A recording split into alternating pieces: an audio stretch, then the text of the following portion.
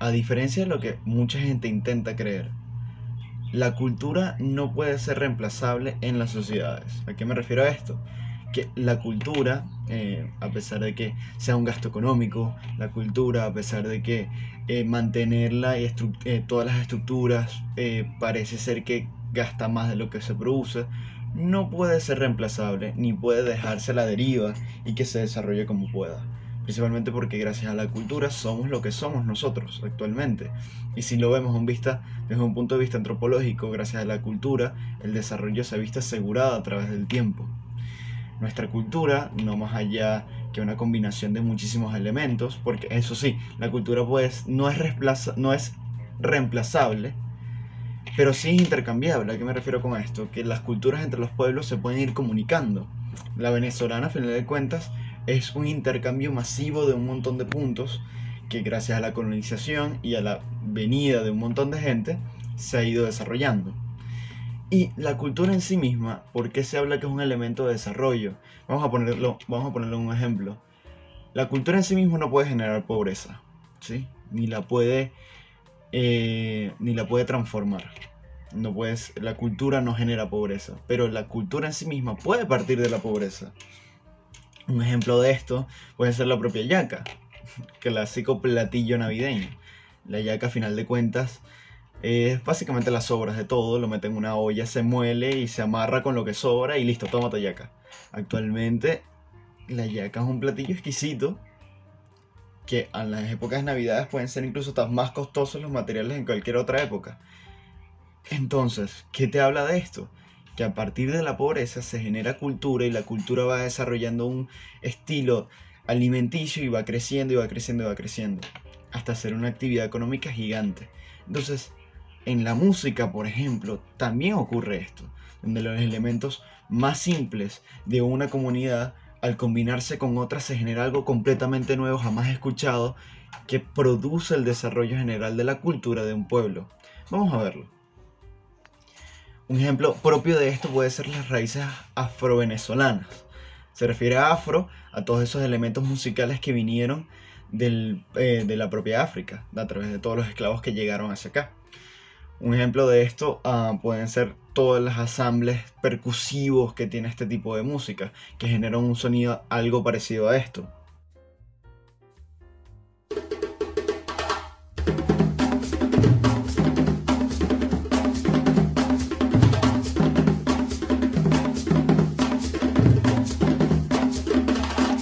Y a pesar de que si uno no es experto en música, lo nota y dice, o sea, suena bien, ¿no?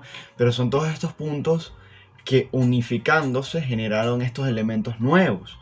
Con tambores de pina, pueden ser, las propias tumbadoras que son de origen africano, los bongoes que fueron productos africanos que se fueron desarrollando con el tiempo colocándole cuerdas de distintos animales nuevos. Todos estos puntos y todos estos ensamblajes rítmicos que escasean mucho en la música del siglo XVI europea, por ejemplo, que se caracterizaba por ser villancicos, son necesarios para generar por lo menos el joropo.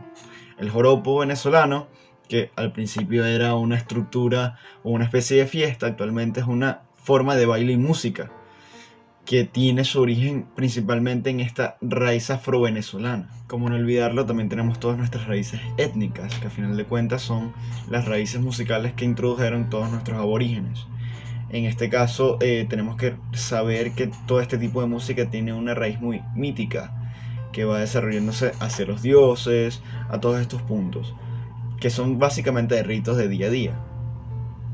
En todos sus instrumentos tenemos un montón de flautas, instrumentos percusivos realizados con huesos de venado, las quenas, todos estos elementos que son utilizados para rituales con un aspecto musical más amplio.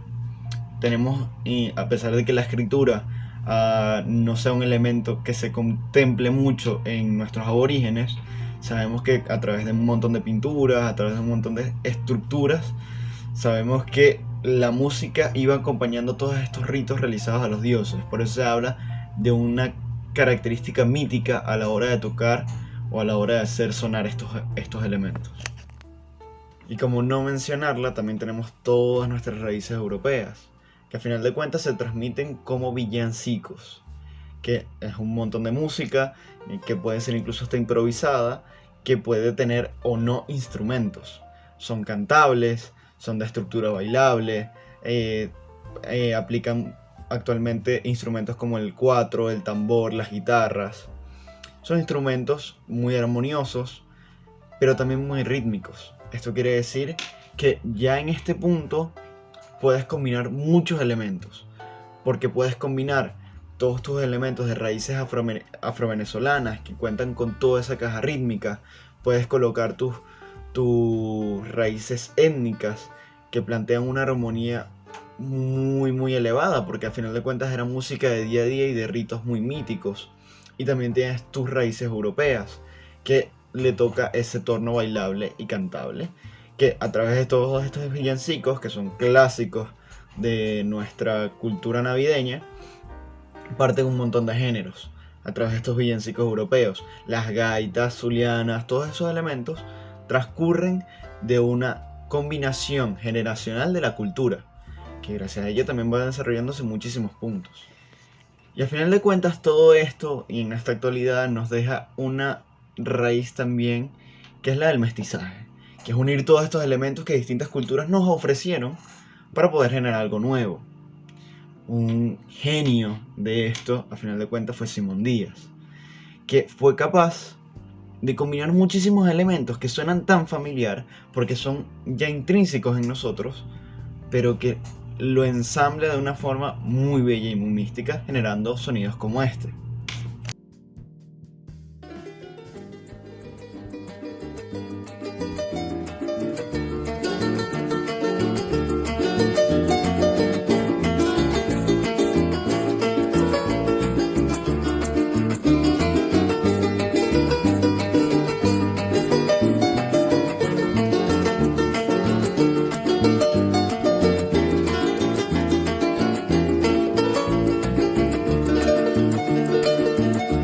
El amor llega así de esta manera, uno no se da ni cuenta. El carutal reverdece y guamachito florece. ¿Y cómo fue capaz de que algo que en sí mismo es tan complejo para culturas del extranjero que escuchan esto y dicen no entiendo nada, suenan muchas cosas, es como escuchar una filarmónica, pero suena muy bien?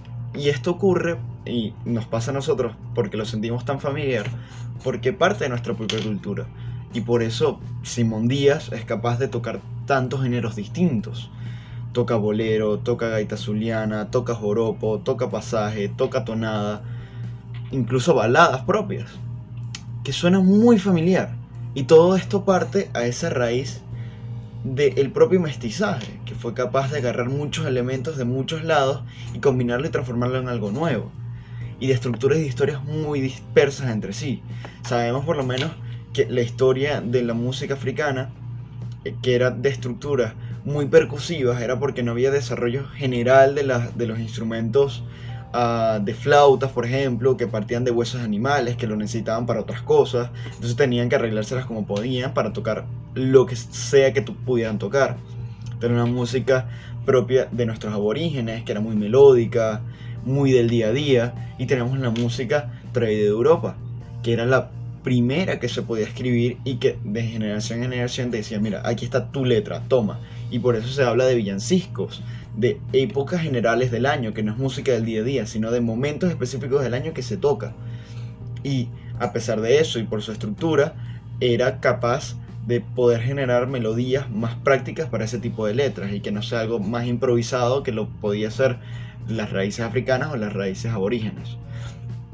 Con todos estos puntos que estamos hablando, podemos reconocer efectivamente que la cultura en elementos musicales es primordial.